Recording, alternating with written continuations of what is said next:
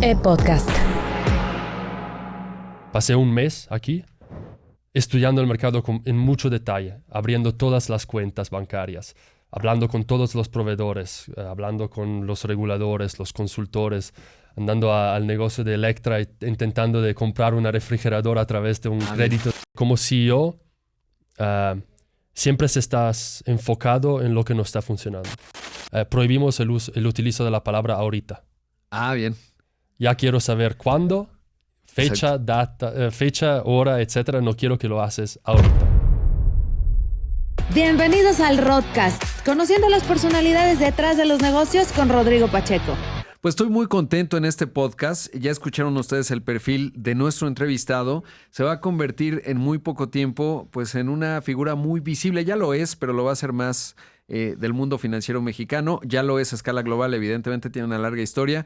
Y por eso es un gusto, Neri Tolardo, fundador y director de Platacard. ¿Cómo estás? Muchas gracias por tu invitación. Un gusto estar aquí hoy. Al contrario, la verdad es que tu perfil es realmente interesante por una historia. Pues eres muy joven, evidentemente, pero has vivido de manera muy intensa, de origen italiano. Pues comienzo por ahí, porque además con la experiencia internacional que tienes, y siendo italiano, que la cocina es algo fundamental, una de las primeras cosas que quiero saber es cómo te ha tocado experimentar las distintas cocinas a escala global. Pero comienzo por dónde naciste y sobre todo, qué parte de Italia. Porque además cuando uno ve Italia es como México, es un país grande, de distintas regiones, distintas características. No es lo mismo Nápoles que Roma, que etcétera.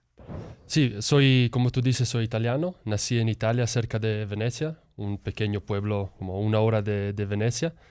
Viví allá hasta mis 11 años y después ya me mudé en el extranjero con mis padres y casi siempre he vivido en el extranjero. Regresé a Italia por unos años en la universidad y después regresé otra vez en el extranjero. Entonces, soy italiano, pero me cuento más como un ciudadano global, ¿no? Y sí que lo eres. Ahora, en la parte de Italia donde naciste, es la parte, digamos, hay una parte de Italia que es con Austria, ¿no? Y es, digamos, muy diferenciado, más, no sé si germano decirlo así, pero Venecia pues tiene su propia característica de dónde viene, digamos, tu ascendencia. Sí, mis padres viven en esta ciudad que se llama Treviso, que es cerca de Venecia, que es famosa por 2 cosas, que es el Prosecco y el tiramisú. Y es una parte de Italia, una de las más ricas, muy industrial, más parecida a Austria, como tú dices, o a Alemania, más que el sur de Italia, que es más parecido a algunas partes de España, Portugal o Grecia. Sí, más mediterráneo, latino. Es que alguna vez tuve la oportunidad de estar, me gusta volar en parapente, y entonces hice un tour de Austria, Eslovenia y luego Italia. Entonces es muy interesante porque cuando tú estás en Austria, pues los jardines son impecables. Menos impecables que los suizos y los alemanes, dependiendo, ¿no? Pero luego vas a Italia y ya se empieza a ver un poco más la hierba crecida, pero todavía más ordenada. Y si bajas más a Italia, entonces ya se ve más este espíritu latino que estamos describiendo. Pero por eso te preguntaba, porque exacto. No, es correcto. Son distintos Italias, digamos, las que hay en ese país fantástico. Y comienzo por algo muy suave, digamos, pero que es muy interesante con alguien que tiene tanta... Pues que es ciudadano del mundo. ¿Cómo es lidiar con las demás cocinas después de que vienes de una ascendencia culinaria tan deliciosa como es la italiana y que te ha tocado estar pues en Reino Unido, que no tiene buena fama, aunque ya es muy sofisticado Londres, obviamente Rusia, has viajado por todo el mundo, México, etcétera? ¿Qué encuentras de la cocina en todas tus experiencias? ¿Cuál es tu favorita? Bueno, mi favorita claramente es la italiana, ¿no? Y estoy bastante afortunado que he vivido en países donde la cocina es buena o donde se puede encontrar cocina buena. Porque claramente cualquier lugar en Italia puedes buscar comida muy rica y sobre todo muy barata. Es lo que me gusta más de la cocina italiana, ¿no? Es simple y barata. Esto a veces no se encuentra afuera de Italia. Por ejemplo, en México la comida italiana es como algo de lujo y para mí es un poco raro. En Londres, bueno, la comida británica no es nada de especial, pero hay muchos emigrantes. Entonces en Londres puedes encontrar cualquier tipo de cocina que quieras. Viví 6 meses en Hong Kong durante mi universidad y allá es otra cocina muy, muy rica y muy, muy diferente a la italiana. Entonces Y ahora vivo en México con otra comida espectacular. Entonces me siento bastante afortunado de haber podido probar todas estas varias cocinas. Claro, y diría, o sea, ya como eres ciudadano del mundo, ¿le pones catsup al espagueti o es un anatema? ¿No? Porque, o sepa, ya ves que hay quien parte ¿no? La pasta, pero en tu caso no. No, claro. Oye, ¿y la comida de Moscú? Es más o menos como en Londres. Hay muchos emigrantes, bueno, tenías muchos inmigrantes y muchos restaurantes extranjeros muy buenos, entonces se podía encontrar toda la comida que tú quieras. Otra vez, la comida rusa no es tampoco algo de especial, entonces nosotros italianos siempre en el extranjero buscamos la comida italiana y en los restaurantes y en el supermercado. Oye, ¿y en el mundo dónde hay mejor comida italiana? Supongo que Estados Unidos. No, en Estados Unidos es como comida italoamericana, ¿no? Por ejemplo, espagueti al Alfredo. No existen en Italia, claro. pero es el plato italiano más famoso en los Estados Unidos, ¿no? Yo diría que en Londres hay comida italiana muy buena porque hay una comunidad italiana muy grande que vive allá hace no sé cuántos años. Bueno, Italia claramente. Sí. Y Londres diría, Londres. ¿Y en el caso de México hay algún restaurante italiano que recomiendes? Aquí en México. Sí. Lo he buscado mucho. Mis favoritos son... Hay Trastevere, está en Lomas de Chapultepec. Me gusta también Osteria del Becco, está en Polanco. Y la mejor pizza que he encontrado es Ardente, en Condesa. Pero estos restaurantes muy buenos, pero también muy caros. Sí, exacto. Como dices. Y buscar comida italiana en los supermarkets, aquí es también muy caro. Y buscar como quesos o prosciutos y algo que para mí sería como diario, es también muy caro y muy difícil que encontrar. Hay mucha más comida española, como jamón y quesos españoles que italiana. Es una oportunidad. Quien quiere importar comida italiana a México puede hacer un buen negocio. Sí, y sobre todo tienes los italianis, que es un ticket mucho más bajo, pero creo que es muy al estilo de Estados Unidos y la verdad es que personalmente no me gusta mucho, ¿no? Son de Alsea. Y luego es muy interesante también, y eso me lleva a otro tema, que es esta capacidad que tiene Italia de proyectarse al mundo. Alguna vez estuve en Alba, en la zona de la trufa blanca, en donde dices buenos días y te avientan trufa a la boca, ¿no? Todo le ponen trufa, así como nosotros todos le ponemos salsa o limón. Y es muy interesante porque cuando tú pides trufa blanca, por ejemplo, acá en México, es carísimo. Y la capacidad que han tenido de hacer mercadotecnia, digamos, del arte culinario italiano en el mundo es muy interesante porque tiene mucho, o sea, puedes tener restaurantes muy caros, por ejemplo, acá, pero es mucha mercadotecnia, ¿no? Sí.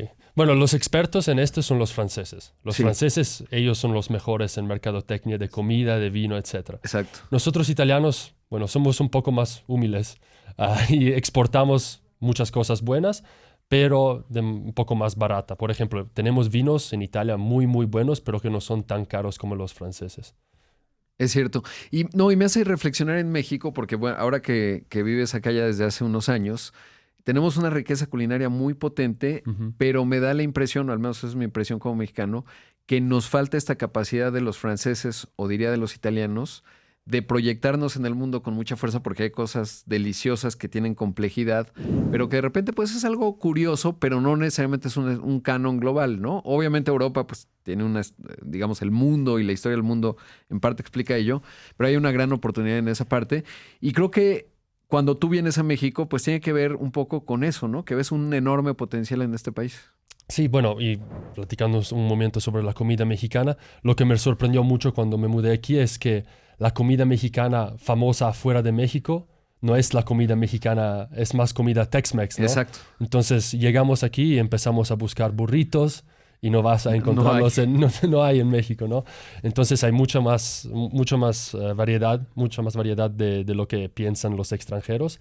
Y, por ejemplo, el hecho que aquí puedes ordenar chapulines o escamoles en restaurantes, esto me sorprendió mucho porque nadie afuera de México conoce que esta es como la verdadera cocina de México, ¿no? Sí. No de estos burritos o fajitas, etc. Exacto, no, hombre. Y, por ejemplo, si piensas en el mole y lo vendieras... El mole también. En la complejidad y que además hay muchos tipos, el de Oaxaca, el de Puebla, etcétera, porque además igual es un país grande.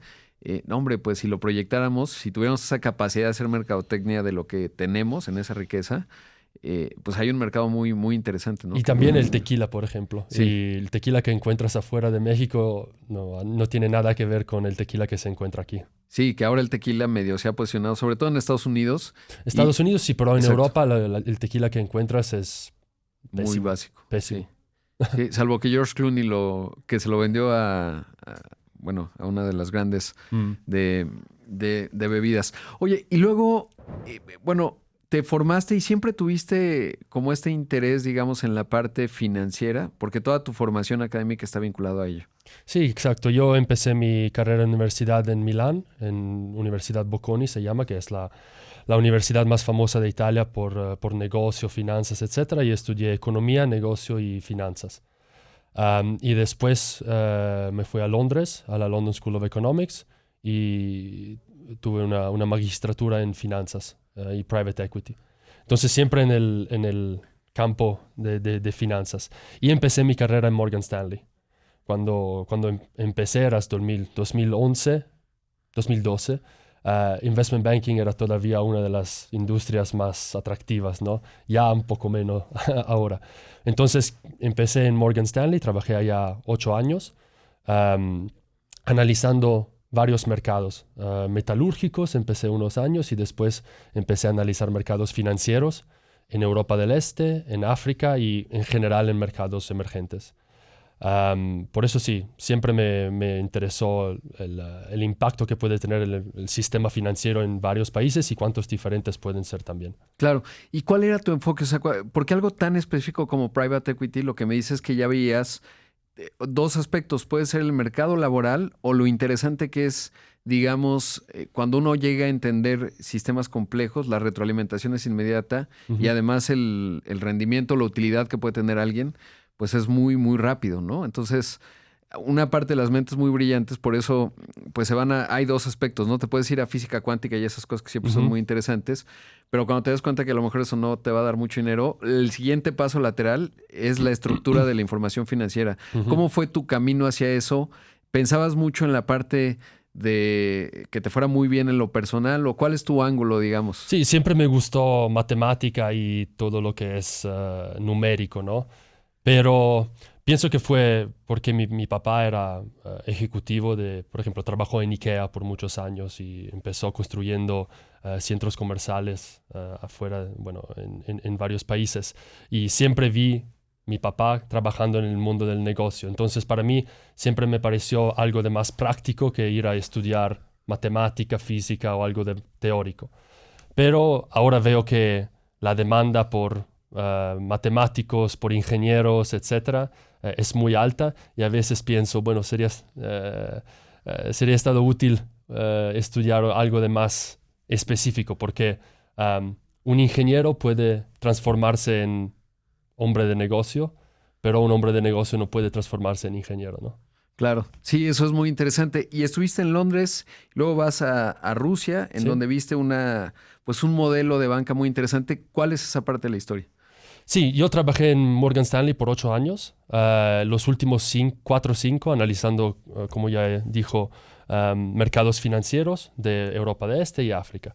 Y después de 8 años de Morgan Stanley empecé a sentirme un poco aburrido y empecé a buscar otras oportunidades y encontré esta oportunidad con un banco que se llama Tinkoff, que fue el primer banco digital en el mundo.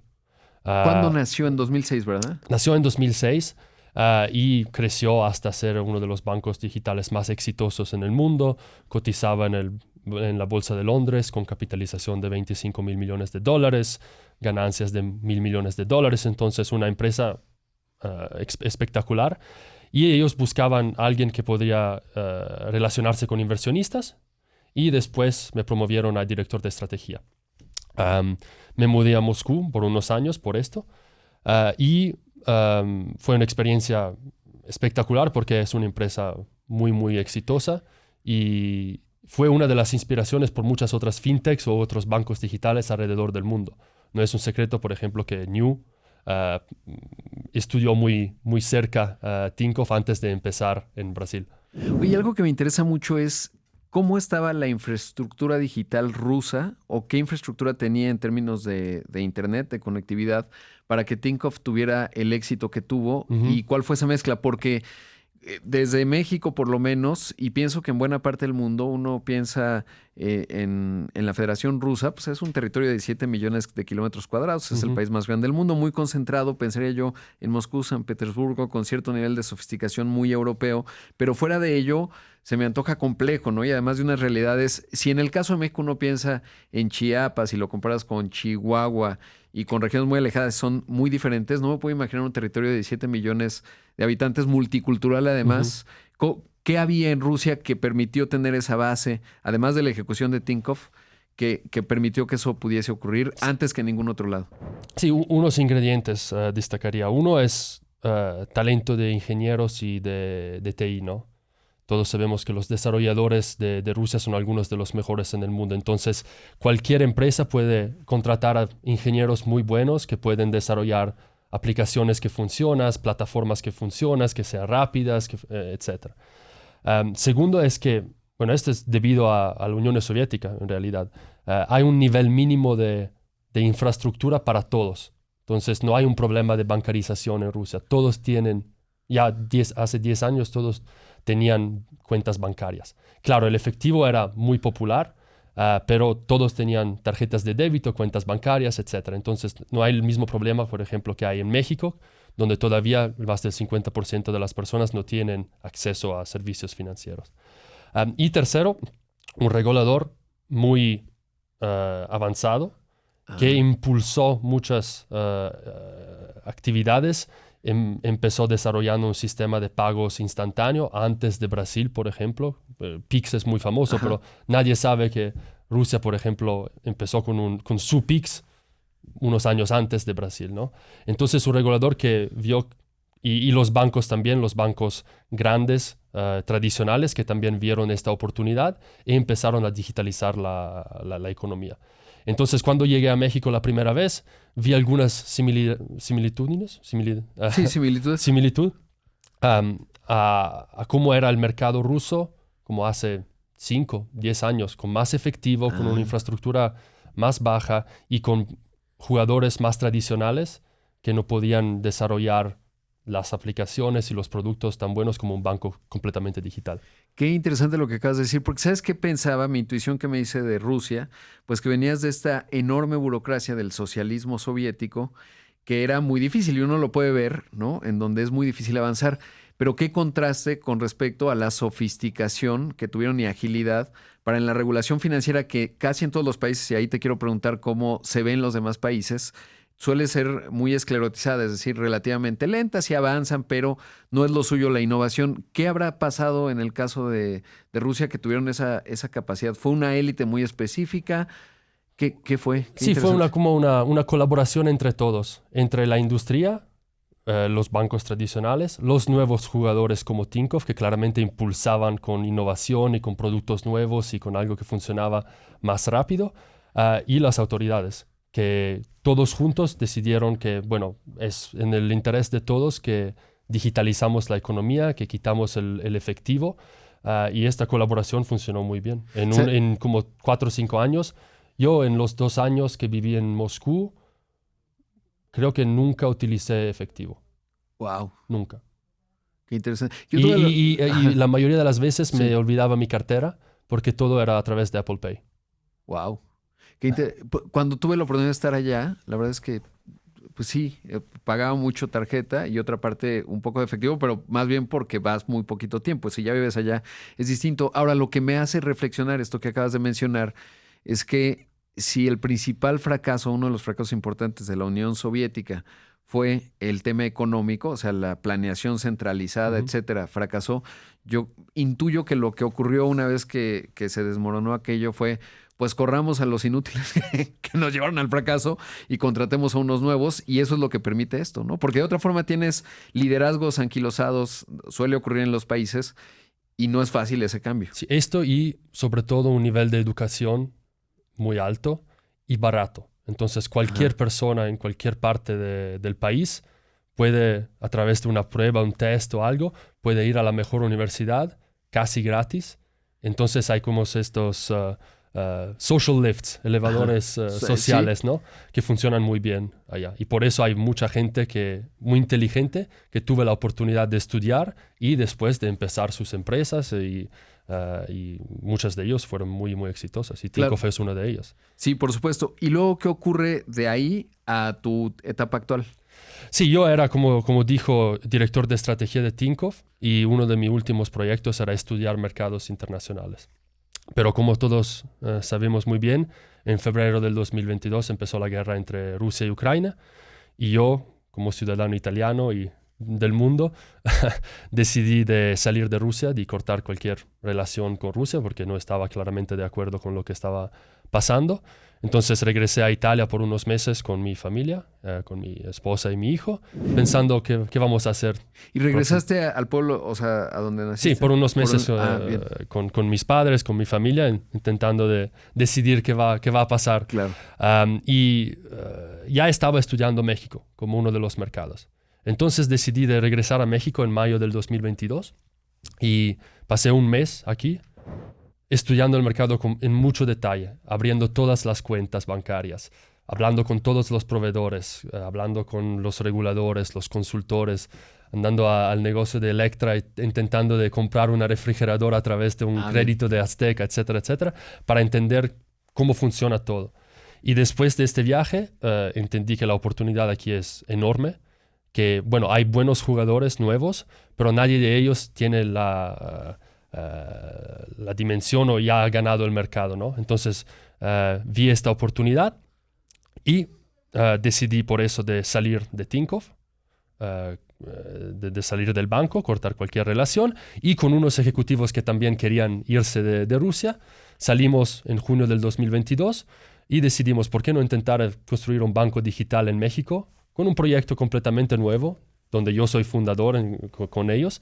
Levantamos capital nuevo y nos mudamos a México y empezamos a construir.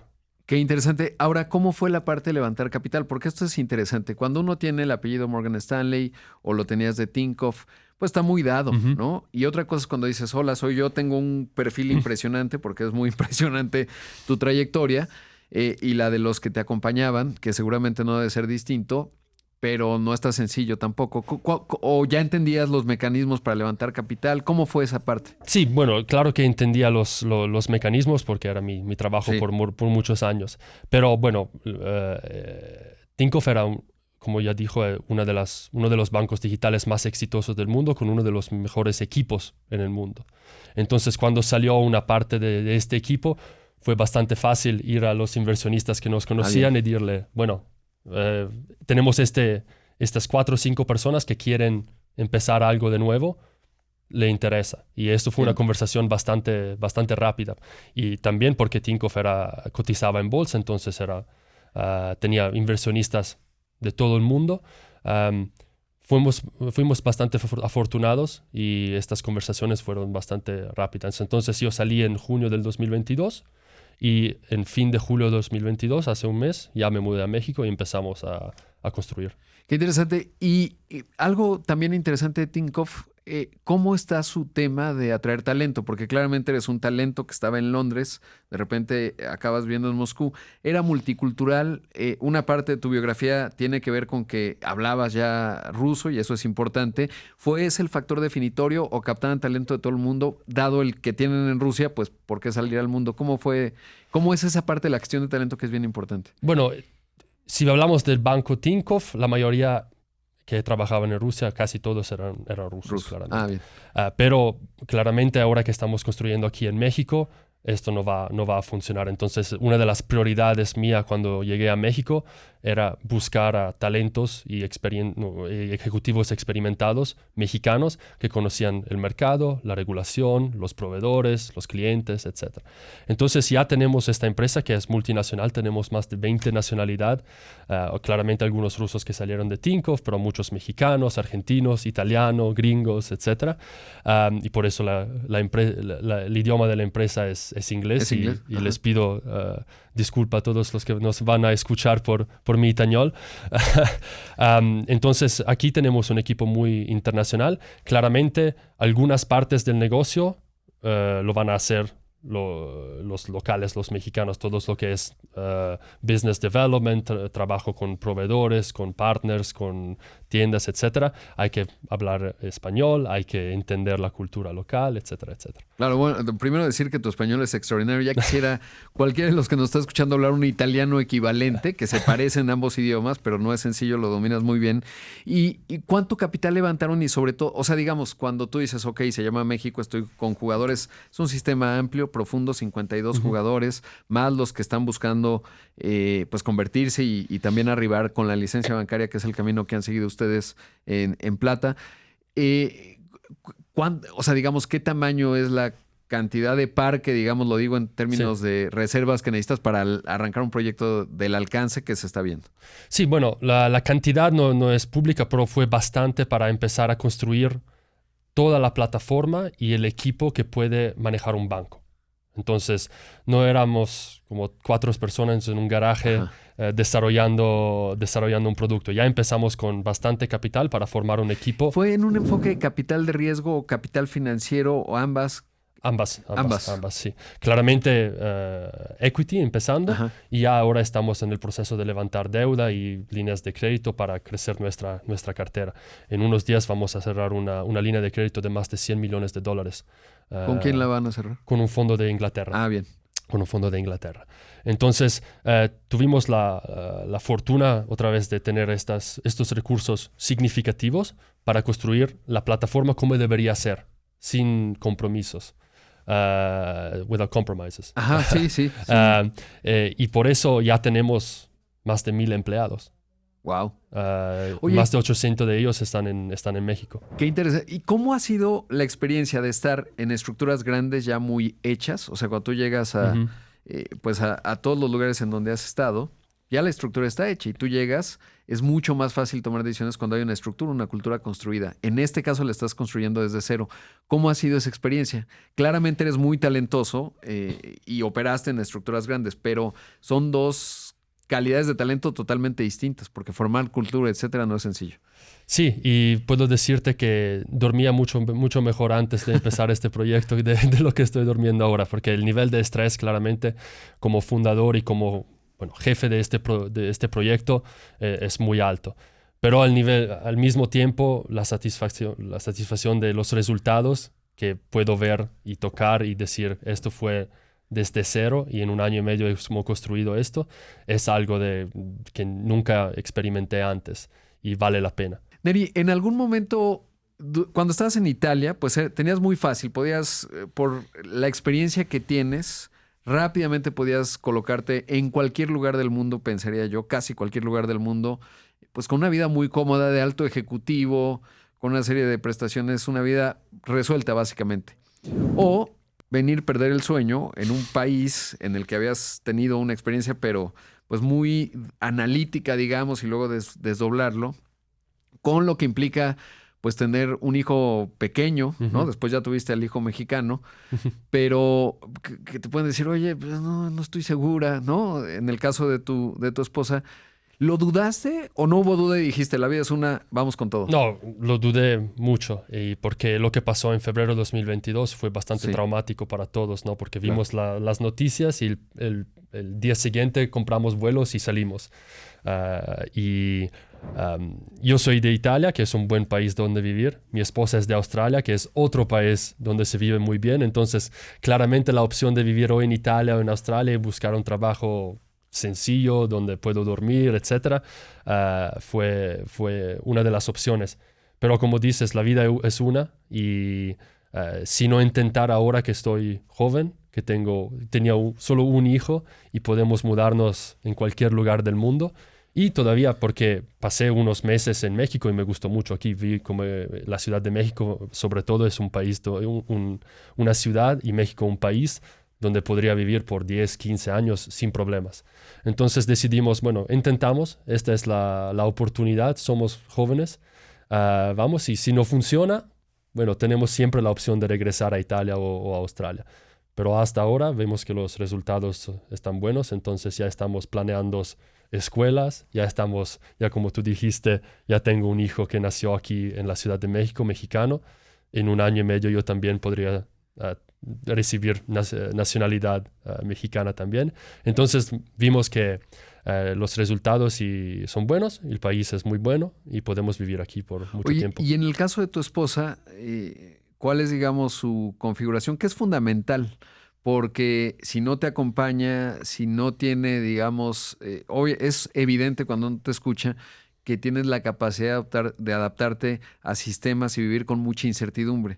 Que eso normalmente con perfiles, digamos, muy competentes, muy brillantes, pero que están pues en economías como Londres, como Italia o incluso en países muy estructurados como puede ser Rusia, pues a mí esto de la incertidumbre no me encanta tanto, pero claramente en el caso de ustedes es distinto. ¿Qué dirías de tu esposa que es una parte fundamental de esta historia? Es una santa, ¿se dices? Sí, exacto. Y si ella, no está escuchando, tienes puntos buenos. Sí, ella trabajó conmigo en Morgan Stanley. Ah, bien. Entonces ellas también entienden negocio, entiendes las oportunidades que estaban a frente de nosotros, ¿no? Por eso decidió de mudarse a Rusia. Esto fue bastante difícil porque era durante COVID, ella no hablaba ruso, era embarazada. Y por eso, y después lo que pasó en febrero de 2022, todo fue bastante traumático. Entonces mudarnos a México después de eso fue algo bastante fácil, ¿no? Porque México es un país mucho más abierto, las personas mucho más abiertas, el clima es mucho mejor, claramente, y por una persona australiana esto es muy importante. Y la comunidad extranjera también es muy grande aquí en la Ciudad de México, porque ella, por ejemplo, no habla español. Entonces, todo su círculo de amigos son personas que hablan inglés o expats. Y por eso nos ayudó mucho y fue una transición bastante fácil. ¿Y ella está involucrada ahora o no? ¿Se han mantenido, digamos, la parte de plata? No, con plata no. Bueno, nos ayudó en los primeros meses. El primer presupuesto o budget de plata lo hizo ella. Ah, qué interesante. Por unos meses. Después, claramente, necesitábamos personas que podían trabajar full time. Pero no, en este momento está trabajando por Morgan Stanley. Part-time, porque claramente tiene 2 hijos. Claro, sí. Pero trabajas en las mañanas con la oficina de Londres. 5 horas y después en la tarde ya está con los niños. Oye, ¿y en algún momento por qué decidió? Porque era cuando estás fundando tú la empresa, podrías decir, bueno, pues lo hacemos juntos, ¿no? Ahí está Jeff Bezos. Después, bueno, pues ya tuvo su crisis de los 50. Ojalá no nos pase a nadie, pero pudieron haber estado juntos. Claro, desde el punto de vista pareja tú dices, no, porque necesito tener mundos separados. ¿Cómo fue esa decisión? No fue una cuestión de mundos separados, fue una cuestión que tenemos familia y ella está enfocada en esto, no quiere completamente delegar la familia a un jardín o a una niñera, etcétera. Ella quiere ser partícipe de toda la vida de la familia. Entonces decidimos que esta es la oportunidad para construir un negocio. El soporte moral que ella me da claramente es lo que me ayuda mucho en todos estos días, en todos estos situaciones de estrés, y esto es lo más importante. Hay que traducirlo esto. Ya con la inteligencia artificial se puede traducir, que lo escuchen, ¿no? Se lo pones y lo bien que estamos hablando de ella. Oye, ¿y qué te quita el sueño? O sea, ahora que decías, bueno, pues podías haber tenido una vida mucho más cómoda en Italia, en Australia o donde tú quisieras, y hoy, bueno, pues estás emprendiendo y hay muchos componentes de lanzar un proyecto del tamaño de, no es proyecto, más bien una realidad del tamaño de lo que estás haciendo. ¿Qué te quita el sueño? ¿Qué es lo que más te quita el sueño? Lo que aprendí ahora como director general o CEO de Plata es que como CEO siempre estás enfocado en lo que no está funcionando o donde hay algún problema o que hay que resolver. Porque si algo está andando bien, no vas a enfocarte en esto, ¿no? Hay personas que están manejando esta parte del negocio y ya puedes enfocarte en otras cosas. Entonces, nunca hay periodos donde estás relajado porque siempre en una empresa de este tamaño hay algo que arreglar, hay algo a quien pensar, etcétera, etcétera. Claramente estamos creciendo muy rápidos. Y como te digo, ya tenemos más de 1,000 empleados, tenemos casi 300,000 clientes. Estamos en este proceso de licencia bancaria y todas estas cosas son muy importantes para hacer que el negocio sea exitoso y rentable y sustentable en los próximos 2 años. Y otra vez, es que hay muchísimas cosas que están pasando al mismo tiempo y yo siempre tengo que preocuparme de las cosas que no están dando bien. Claro. No son muchas porque en general todo está andando bastante bien, pero como te digo, en una empresa de este tamaño siempre hay cosas que mejorar. ¿Y eres, digamos, micromanager o no eres tan micromanager? Es decir, a veces hay que ir muy al detalle, pero a veces no. A veces lo delegas y dices, si se resuelve. Si es foco rojo, hay un incendio, entonces me llaman, ¿no? Que a lo mejor es esto. ¿Cuál es tu estilo? No, yo creo en el equipo que he formado, ¿no? Sé que como persona única no se puede manejar todo. Otra vez, sobre todo en una empresa de este tamaño y de esta complejidad, porque negocio de crédito, negocio bancario regulado es algo de muy complejo. Definir estrategia de mercadotecnia, de clientes, etcétera. Exacto. ¿No? Entonces, mi enfoque es buscar a las mejores personas, que sean motivarlos, darle todas las herramientas para que hagan su trabajo bien. Y claramente si hay algunas cosas que no funcionan, ya me involucro más y ya me transformo un poco más en micromanager. Pero no, mi estilo es dar la responsabilidad a las personas más cerca del cliente y más cerca del tema, ¿no?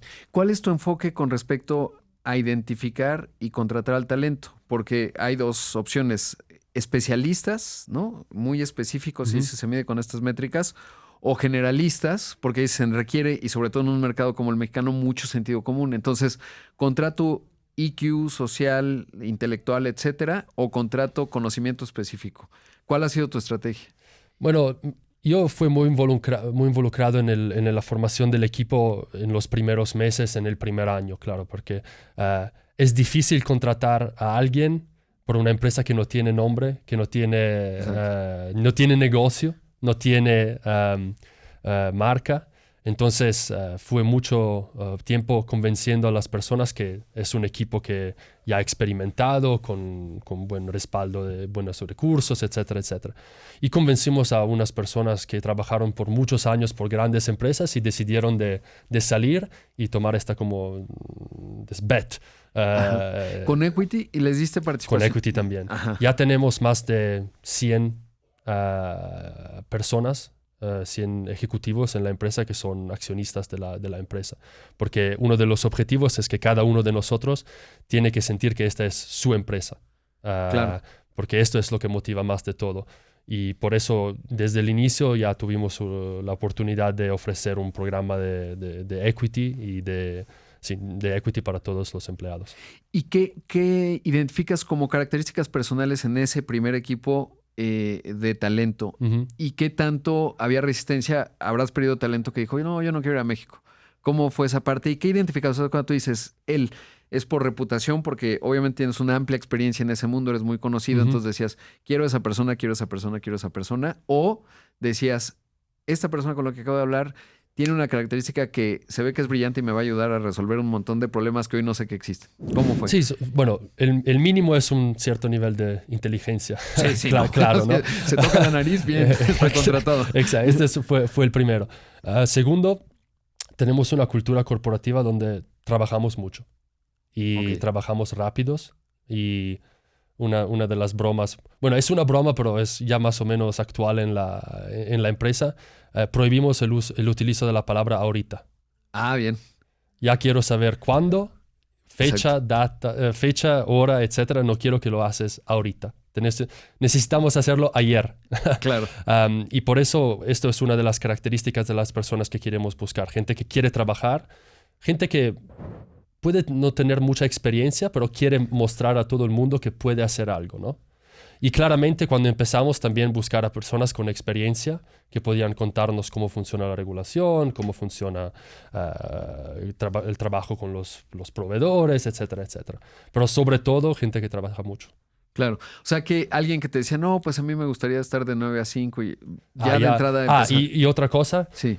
Nosotros no creemos mucho en el trabajo remoto. Hay que estar en la oficina. Hay que estar en la oficina. Porque para mí, un equipo nuevo que no se conoce, no hay mejor método para formar equipo que pasar el tiempo juntos, cerca de uno con los otros. Y por eso tenemos la oficina casi siempre llena. Además de trabajar mucho, porque uno de los temas fundamentales de una organización exitosa es formar cultura. ¿Cuál dirías tú que es la cultura que quieres formar? Todavía es una etapa relativamente temprana.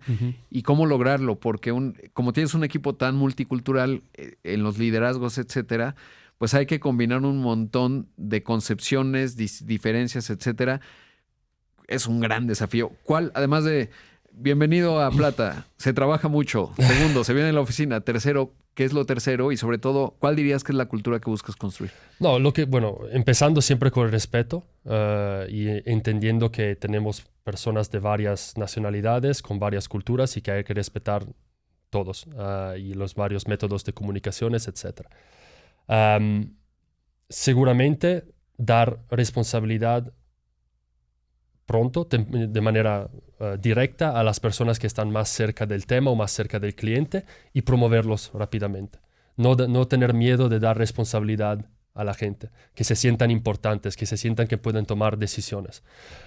Porque, otra vez, yo no puedo tomar todas las decisiones en la empresa y seguramente va a ser un éxito mucho mejor si la persona involucrada en este tema cada día va a tomar esta decisión.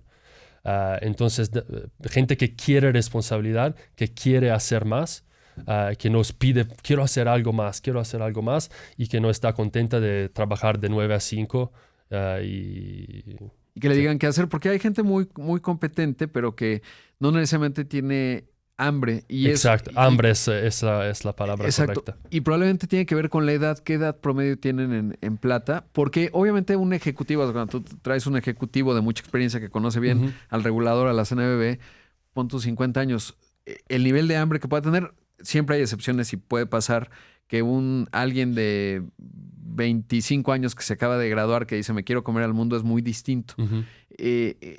¿Cómo identificas esa parte? Y sobre todo, pues seguramente hay una parte generacional. Sí, y la edad media, promedio de la empresa creo que sea como 28 años y está bajando cada mes porque claramente las personas que contratamos ahora son más y más junior y por ejemplo, ya hemos empezado a trabajar con las mejores universidades de México. Ya estamos empezando a contratar a personas que están saliendo de la universidad en los próximos meses. Entonces, gente de 21, 22 años. Y esta edad sigue bajando porque estos son las personas que, como tú dices, tienen hambre, que quieren demostrar a todo el mundo lo que pueden hacer. Y también son las personas que entienden a las nuevas generaciones, que entienden a los nuevos clientes, que nos ayudan a desarrollar productos relevantes, productos que gusten a los clientes. Entonces sí, es una empresa muy joven. No hay trajes en la empresa, hay más shorts que corbatas. Pero también entendiendo que estamos en una empresa que quiere ser regulada, donde necesitas entender la regulación y cómo funciona todo esto, y por eso claramente necesitas personas que tienen más experiencia. Entonces es un buen balance. Ahora, porque ya hemos platicado previamente en la estrategia de Plata, es bien importante el componente humano, es decir, ustedes tienen representantes, porque, digamos, hay enfoques en donde dices, yo voy a invertir un montón de tecnología en la autenticación para que un teléfono pueda suplir a una persona a la hora de autenticar, ¿no? Y entonces desarrolla sistemas de reconocimiento de identificaciones con la cara, en fin, es complejo. Y lo que ustedes han hecho, obviamente han invertido un montón en tecnología, pero también han apostado a que no hay nada mejor que una persona llegue y te diga, hola, bienvenido, soy de Plata, lo voy a registrar. Y eso quiere decir que hay un énfasis importante en la gestión de personas. Y una de las partes del sector financiero es que puedes tener a personas muy brillantes matemáticamente con cero posibilidad de operar con nadie porque no tienen inteligencia emocional. ¿Cómo has hecho ese, digamos, lo diría así, matrimonio, esa vinculación entre esos dos mundos? Porque la cultura, digamos, de las personas va a ser bien importante y lo es. Sí, eso puede parecer un poco un eslogan, pero es en serio como nos vemos la empresa. Somos una empresa impulsada por tecnología y tenemos como 300 desarrolladores que están trabajando exclusivamente sobre Plata y sobre México, pero con un toque humano. Porque especialmente en un país como México, donde hay personas que tienen miedo del sistema financiero, que no tienen confianza en el sistema financiero, este toque humano puede hacer la diferencia. Entonces tenemos la mejor aplicación, todo va muy rápido, funciona muy bien, pero al mismo tiempo tenemos 260 embajadores que entregan tarjetas y hacen el proceso de identificación presencial con los clientes en más de 140 ciudades de México. Entonces, como te digo, si quieres solicitar una tarjeta de crédito de plata, y lo recomendaría a todos los que nos escuchan, puedes ir al sitio y organizas programas una cita con uno de nuestros embajadores que llega a la hora y a la fecha donde tú quieras, el lugar donde tú quieras, y entrega la tarjeta, explica el producto, explica cómo descargar la aplicación, puede contestar alguna pregunta y también hace el proceso de identificación presencial. Checa el INE, toma una fotografía, hace algunas preguntas, etc. Y una vez que sale el embajador, ya el cliente recibe una notificación, un SMS con, te aprobamos con esta línea de crédito. Y ya, listo. Y esto es algo de bastante complejo. Claramente, buscar, contratar, motivar a estos embajadores no es algo de fácil, pero es algo de muy importante por unas razones bastante claras. La primera es que en México todavía la penetración de pagos contactless sin tarjeta es bastante baja. Entonces necesitas la tarjeta plástica para hacer transacciones. Y con este sistema estamos en control de la entrega de la tarjeta y podemos entregarla en 24 horas o a veces el mismo día. Y esto ayuda mucho. Segundo, en México hay un problema de fraude digital. Estas identificaciones digitales son seguras, pero el nivel de fraude puede ser bastante alto. Y nosotros no hemos tenido ningún problema con fraude o casi ningún problema con fraude porque estos fraudsters no quieren encontrarse... Hay más fricción. Hay más fricción y no quieren encontrarse en persona, ¿no? Claro. Es fricción extra. Y también estos embajadores, ya en este momento tenemos solo la tarjeta de crédito, ¿no? Pero una vez que tengamos más productos, estos embajadores pueden también ofrecer otros productos. No sé, tú solicitaste una tarjeta de crédito y durante la reunión puedo ofrecerte una tarjeta de débito o algo más, o puedo pedirte... Conoces a alguien que estaría interesado en este producto, etc. Y esta complejidad es difícil que realizar, pero si la hicimos bien y la estamos haciendo bien, es una ventaja muy, muy grande.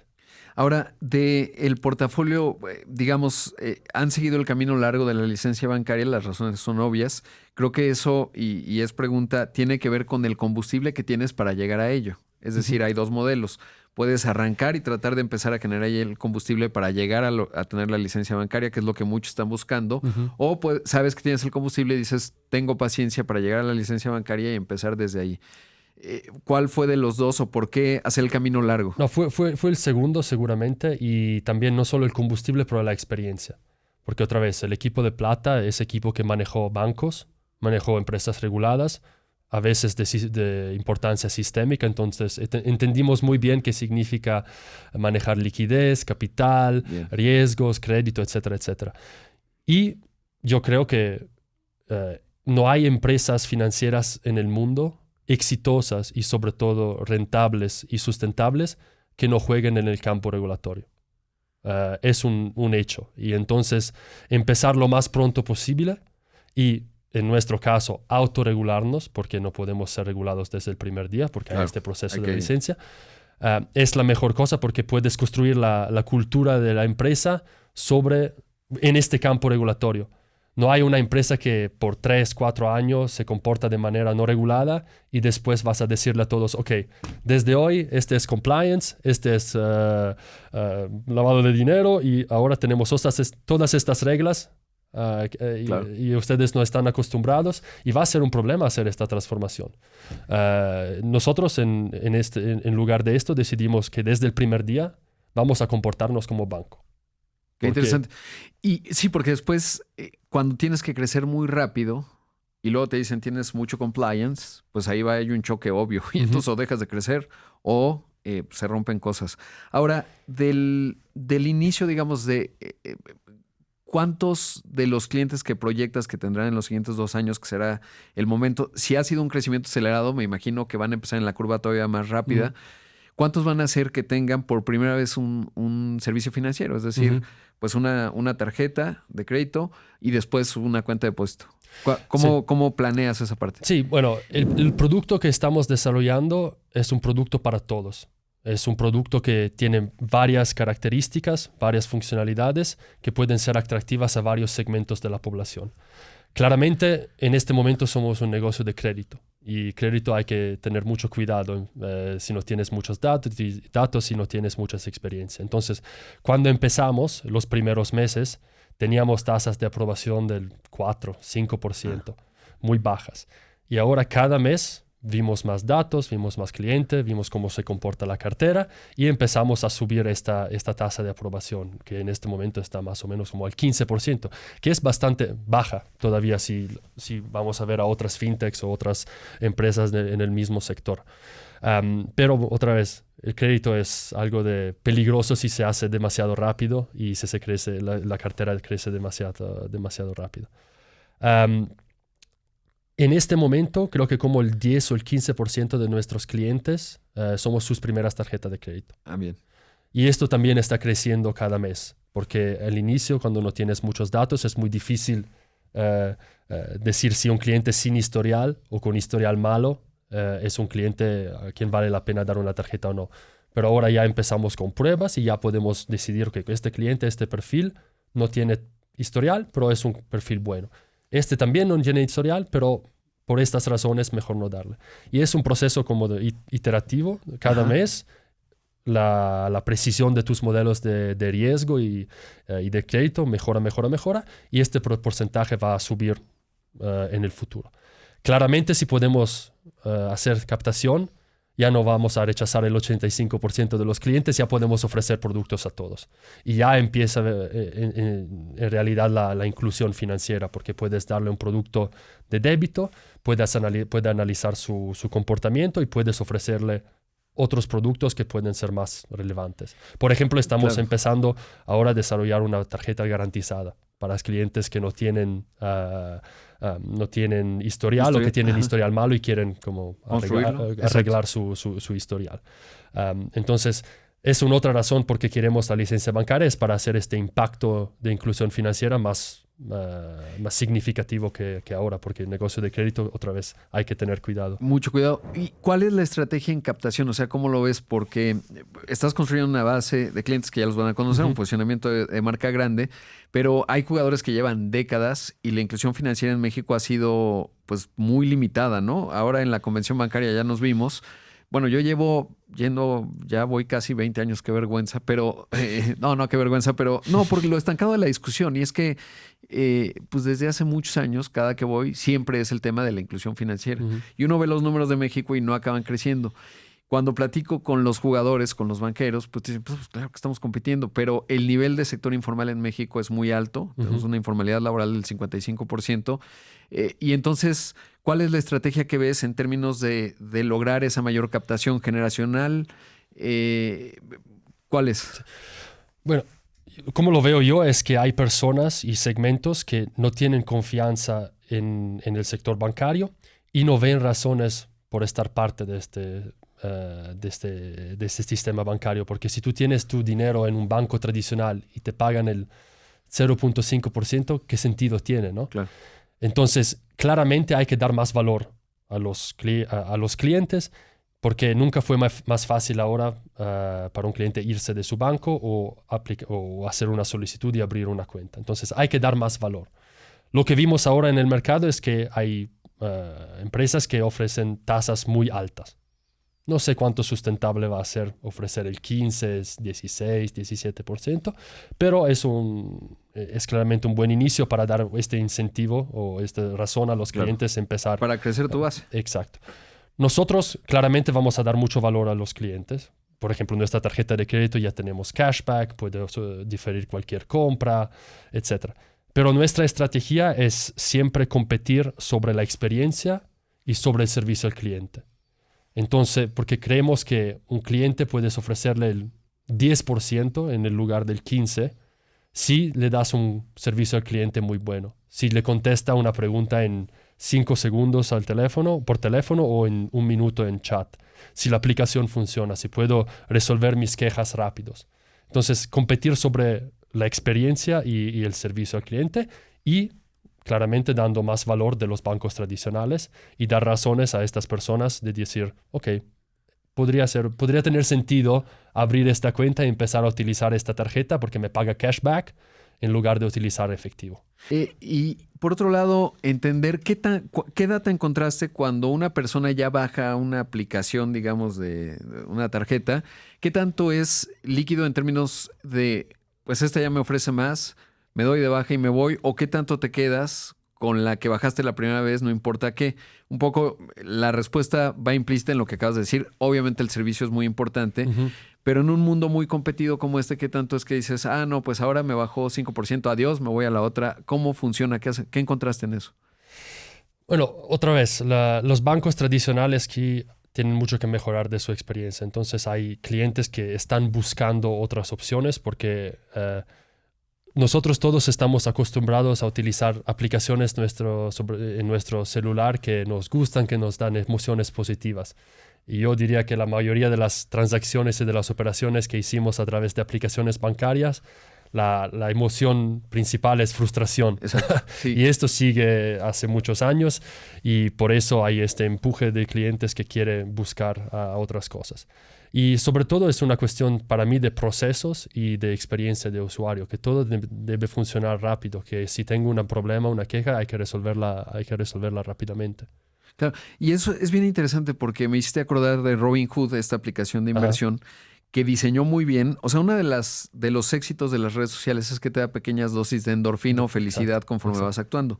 Donde fue extraordinario es en dos aspectos que he observado. Uno, Robinhood, es decir, tú transaccionas y sientes un súbito endorfina porque es una suerte de juego, el gamification, digamos, de la experiencia en términos financieros, o las apuestas, ¿no? Los casinos también, pues tienes un pequeño casino, te da pequeñas dosis. ¿Está incluido, digamos, el componente endorfina en la experiencia en la aplicación Esto de ustedes? es exactamente lo que queremos hacer cada día en cada nuestro proceso. Cada interacción con nuestro cliente tiene que causar algo de una emoción positiva. Puede ser una transferencia muy rápida que se hace en 2 taps, ¿no?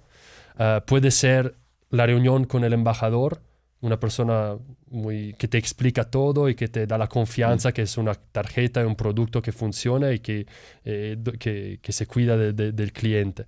O, otra vez, creo que somos una de las únicas aplicaciones financieras donde hay el chat en la primera página de la aplicación y te contestan en menos de 1 minuto. Y además te tiene que decir, porque yo me imagino que acabo de comprar algo y te dice, qué increíble compra, eres un sabio, ¿no? Entonces digo, ay, qué bien, o qué bien te ves hoy, ¿no? Te toma tu foto. Pero tendría que ir hacia allá, ¿no? O está en eso, digamos, en esa experiencia, pero que te da algo, una retroalimentación, un feedback positivo. Sí, y por eso, por ejemplo, tenemos cosas como avatars en la aplicación. Puedes elegir la cara que quieres, tu perfil y cosas así para crecer esta lealtad con los clientes, porque ellos quieren estas emociones positivas. Hay que quitar estas experiencias frustrantes con los bancos tradicionales y manejar tu dinero con confianza. Claramente no es un juego, pero con emociones positivas. ¿Por qué no? Qué interesante. Ahora, en la parte de evaluación de riesgo, conoces obviamente por la experiencia internacional los modelos de evaluación de riesgo. De repente hay jugadores que dicen, hombre, con la inteligencia artificial yo tengo unas cosas secretas que me dan una mejor evaluación de riesgo y por eso soy tan exitoso, ¿no? Hay que verlo con cierta cautela, como bien decías, ¿no? ¿Qué tanto la parte de innovación se puede innovar sobre los modelos de evaluación de riesgo y qué tanto son universales? No es lo mismo si uno piensa Londres, evidentemente, que Hong Kong, que India, que Indonesia, que Filipinas o que México. ¿Qué tanto es un modelo universal y realmente el nombre del juego está en la adaptación local? ¿O qué tanto es realmente innovación total para ver puntos de datos que nadie más estaba viendo? No, hay mucho ruido y mucho PR sobre inteligencia artificial, claramente, ¿no? Y no hay un negocio en el mundo financiero, un negocio más local que crédito. Esto es, no se puede exportar un negocio de crédito de un país a otro porque tienes diferentes proveedores, todos los buros tienen datos diferentes, tienen integración diferentes, tienen calidad de datos diferentes. Entonces hay que construir un credit engine local y con los datos locales. Y el único modo de hacer esto es tomar tu tiempo. No hay magia donde puedes empezar el primer mes con cualquier dato y empezar. Bueno, puedes, pero vas a Vas a regalar dinero. Vas a regalar dinero. Entonces, cuando empezamos nosotros, ya lo dijo, cuando empezamos en abril del año pasado, empezamos con tasas de aprobación muy bajas y colectando todos los datos posibles y analizándolos. Y solo después de este análisis, empezar a decir, ok, este tipo de cliente o este segmento de cliente podemos aprobarlos. Estos mejor no. A estos podemos darle una línea de crédito un poco más alta. O a este le damos una línea muy baja, pero después de una semana vamos a analizar su comportamiento y ya podemos subirle la línea de crédito. Entonces hay que hacerlo de manera gradual, con cuidado, porque otra vez es muy fácil dar dinero y regalar dinero. Lo difícil es cobrar. Y por eso hay que hacerlo muy gradualmente. Claro. Y en el plan, en la visión que tienes, hay una parte pues que es el corto plazo, que estás emitiendo la táctica que tiene que conectar con una gran estrategia. En la visión, digamos, de Plata, un IPO, pues si vemos a muchos otros jugadores de América Latina, acaba siendo en Estados Unidos, etcétera. Eso está lejos en el tiempo en la decisión. Pero ¿cuál es el horizonte que ves en términos de que Plata y la institución pues ya sea un ente que cotice en los mercados, que tenga una escala grande y que sea un jugador que en poco tiempo, pues a lo mejor estamos hablando y me dices, pues ya estamos ahora sí viendo que vamos a ir a Brasil a competir, ¿no? Y vamos a ir a, etcétera. ¿Cuántos años lo ves en el horizonte? Bueno, mucho depende de la licencia, claramente, ¿no? Pero step by step. Lo primero es lograr esta licencia, empezar con otros productos y crear como un ecosistema financiero donde una persona puede manejar todas sus finanzas en una aplicación o con una empresa. Este es el primero. Segundo es lograr rentabilidad, porque no somos una empresa que quiere quemar o sea, capitalización dinero. Alta y utilidad, Exacto. quién sabe. Ya esta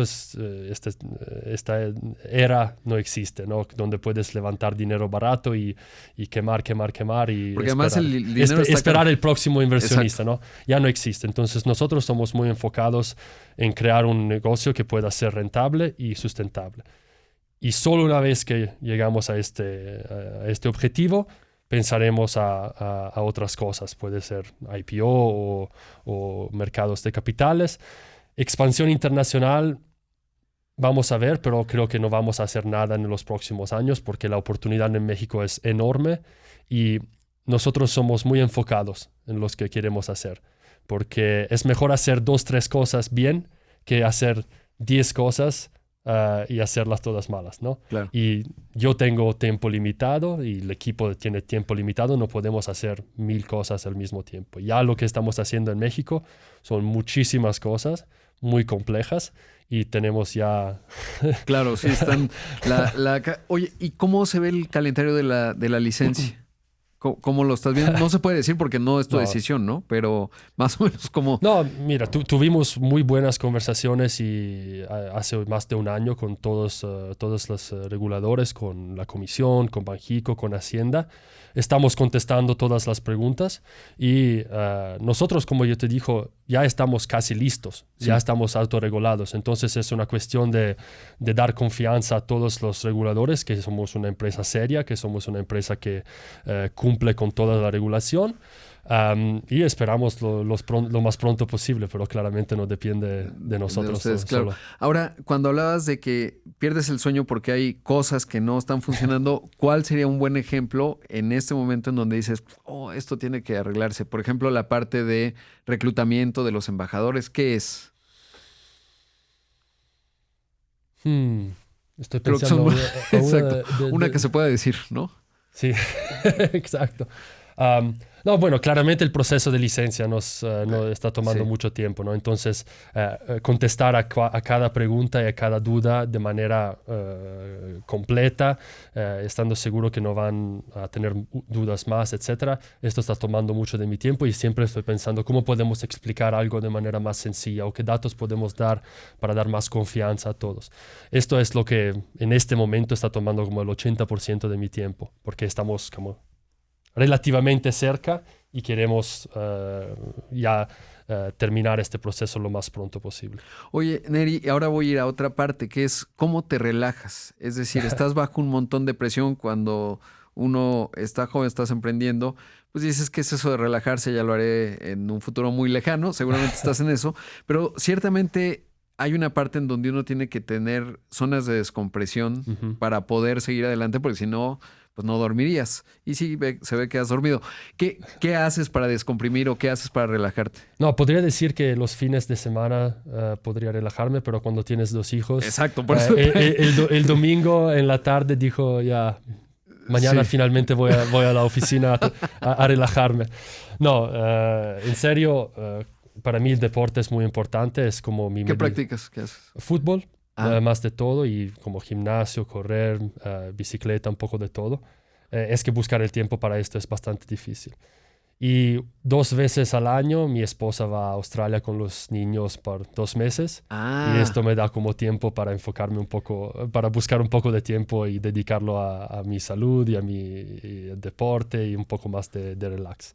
Oye, pero también trabajar mucho, porque sí, cuando mi familia no está aquí, trabajo los fines de semana también, etcétera, etcétera. Entiendo el sentimiento. Oye, ¿y cómo estudias? O sea, ¿a qué hora te levantas? ¿Defines una hora para hacer ejercicio? O más bien, si se da, es como lo que puedes hacer. ¿A qué hora te levantas y cómo ejecutas, digamos? La hora que me levanto lo deciden mis hijos. Bien. Cuando temprano. Hoy, por ejemplo, a las 5:45 ya estaba, ya mi hijo llegó a mi cuarto y me despertó. ¿Cuántos años tiene tú? 2. Dos. Uno de casi 3 años y uno casi de 1. No, pues sí estás en la etapa crítica. Sí, exacto. Entonces, no soy una persona que ama la mañana. Sí, morning person. No morning person, entonces no quiero hacer deporte durante la mañana. A veces en la tarde, si llego a casa a una hora un poco más temprana de lo normal, voy a correr o voy en bicicleta 1 hora o hago algún ejercicio. Y sobre todo intento buscar tiempo durante los fines de semana. Claro. ¿Y luego hasta qué hora trabajas? ¿Hasta que se acabe? ¿Quién sabe? Depende. Ayer a las 12 estaba todavía escribiendo correos. Recibí un correo de nuestra jefa de communications a las 12:04 y ya la leí a las 12:04. Entonces es un trabajo de 24 horas. Mañana horas. Tienes que estar con Rodrigo, ¿no? Y entonces esto es lo que le dijimos a él, tal, ¿no? Exacto, exacto. Y eso es importante.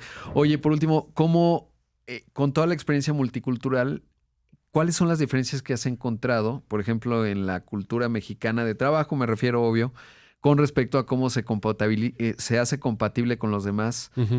¿Y cuál es esa característica? Es bien interesante y es muy valioso para los mexicanos cuando alguien externo que tiene experiencia global te dice, miren, esto es interesante de ustedes. ¿Qué dirías que...? Sobre todo es el estilo de comunicación.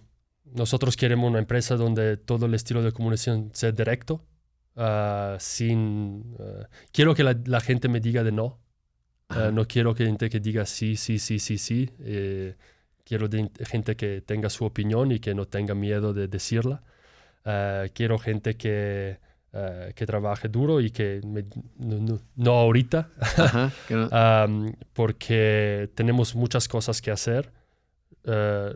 Llegamos a México no tarde, pero nos fuimos los primeros, entonces necesitamos hacer un catch-up con otras muchas empresas, entonces no hay tiempo que perder. Y este estilo de comunicación, donde no pierdes tiempo, donde dices lo que piensas, y esto nos ayuda mucho a movernos muy rápidos. Y otra vez, lo que hemos hecho en 1 año y medio, y en 1 año desde que hemos lanzado la tarjeta, hay muchas empresas en México que no lo han hecho en 4 o 5 años. Entonces eso es una de nuestras ventajas y es algo que donde enfoco mucho de mi tiempo y mis recursos para hacer que toda la empresa se mueva de manera rápida y que comuniquen de manera directa. ¿Y dirías que entonces en México en la parte de comunicación no es tan directa? Es decir, es difícil que alguien porque es muy famoso que todos te dicen, ¿cuándo nos vemos? Sí. ¿Pero cuándo? Sí. Ahorita. Y entonces, ¿quién sabe? ¿No? O sea, no se sabe exactamente. Exacto. Esa es una parte. ¿Y cómo romper con eso? ¿Es por pedir, no me digas ahorita, dime hora, fecha, tal? Sí, claramente puedes como poner reglas y decir, ok, tienes que comunicar así, pero es muy difícil hacerlo de top down, ¿no? Lo mejor es mostrar que este estilo de comunicación y este estilo de trabajo llegas a resultados muy rápidos y muy buenos. Entonces creo que la mayoría de las personas que empezaron con plata no podían creer que en 6 meses desarrollamos un producto, una aplicación desde cero. Pero todos empezaron a ver que trabajando de esta manera se puede lograr mucho y muy rápido. Y esto es el mejor método para cambiar y para hacer que todos utilicen este método de comunicación y de trabajo. Claro. Oye, y en la parte de entender, digamos, qué has encontrado en el talento, porque viste todos los países, ¿no? Algunas me contabas India, Indonesia, Filipinas, etcétera. Además de los macronúmeros de México, somos un país 130 millones de habitantes, joven, con poca penetración de servicios financieros, con un sistema de regulación medianamente transitable. ¿Qué has visto en la parte de talento cuando fuiste y analizaste todos esos componentes? ¿Qué hay, digamos, de la parte en términos del talento que encuentras? Así como decías, en Rusia es fácil encontrar rápidamente talento de primera. Talento de matemáticos, talento de ingenieros, etcétera. Esto es difícil en México, y por eso muchas empresas y muchas fintechs tienen desarrolladores en Brasil, en Argentina, en Colombia, etcétera. Entonces, esta parte es bastante difícil. Pero sobre el punto de vista de negocio, de trabajo con proveedores, de operaciones, hay talento, claramente. Y México es, por ejemplo, México es uno de los países donde la industria aeroespacial es muy, muy avanzada. Y esto es una industria muy, muy específica, donde necesitas personas muy bien capacitadas. Entonces hay este talento, hay enorme potencial. A veces es difícil encontrarlo y hay que buscarlo mucho, pero no, estamos muy felices de poder observar todo esto y buscar estas personas que nos ayudan a construir este negocio. Oye, ya por último, ¿cómo ves el mundo cripto? ¿Cuál es tu visión al respecto? Porque además en este segmento en el que estás, y cuando uno piensa, pues no es una fintech plata, digamos, es una fintech hoy, pero van a tener la licencia bancaria. Pero ¿cuál es tu visión? Está obviamente, pues todo el mundo ahí va pasando por ciclos, pero ¿cómo lo ves? Son dos cosas diferentes. Hay el cripto especulativo, que es personas que hacen trading, que compran, venden monedas que no se entienden qué son, etcétera. Este es nada más de gambling, más o menos. Y no veo nada de muy especial o de muy revolucionario en esto. Pero claramente algunas de estas criptomonedas, y sobre todo cuando son aplicadas a infraestructura financiera, pueden ser muy interesantes. Entonces ya vimos muchos países que están empezando a desarrollar monedas digitales, China, Brasil, etc. Y esto puede impulsar también el utilizo de pagos digitales y ayudar a quitar el efectivo. Hay mucho más que estudiar y no es algo de sencillo que se puede desarrollar muy rápido, pero veo que, por ejemplo, el regulador de muchos países, y en México también, ya está empezando a estudiar estas cosas porque pueden revolucionar el sistema de pagos y ayudar mucha más gente a digitalizarse. Claro, agrega valor hoy por hoy porque, por ejemplo, la eterna promesa del blockchain, que es revolucionario en términos de encriptación colectiva, colaborativa, eso pues plantea cambios en la arquitectura financiera muy profundos, pero cuando uno ve la latencia, es decir, la capacidad de realizar operaciones por segundo, ahí no está tanto y quizás por eso la promesa no ha llegado a cumplirse. ¿Ves que esto se puede superar, digamos? ¿Tienes una visión al respecto o realmente es lento? Porque creo que ya yendo al fondo de las cosas y con alguien que conoce bien el sistema financiero, es interesante saber, ¿no? Sí, ya es un poco difícil para mí comentar sobre el estado de la tecnología blockchain, pero estoy seguro que hay muchas empresas que están enfocadas en esto y esto va a mejorar de manera muy, muy rápida. Oye, ahora sí, por último, ¿qué has descubierto de México que te ha sorprendido? Chapultepec, por ejemplo, que es tan bonito, ¿no? Se puede ir a correr ahí. No, que hay muy buenas montañas donde se puede ir en bicicleta. Sí. La altitud me sorprendió. Yo no pensaba que México estaba a 2,000 metros y puedes ir en una hora ya a casi 4,000 metros. No, y sobre todo las personas. Fue muy, muy fácil para mí con mi familia, después de una experiencia bastante traumática, llegar a México y acostumbrarme y sentirme ya parte del país. Como te dijo, ya tengo un hijo que nació aquí, que tiene pasaporte mexicano, ya en 1 año y medio podría ser mexicano. Entonces me sorprendió cuánto fácil fue mudarme a México y acostumbrarme. Pues muchas gracias, Neri, por estar aquí, por el tiempo, porque sé que tienes mucho trabajo, una agenda que te demanda tener correos a las 12 y luego despertarte a las 5:40 con los niños. Así que, pues ya, enhorabuena y gracias por estar Gracias aquí. a ti. Gracias por el tiempo. Los podcasts son como del 2019. Lo de hoy es escuchar el Rodcast con Rodrigo Pacheco. Esta es una producción de Excelsior Podcast. Derechos reservados. México 2024.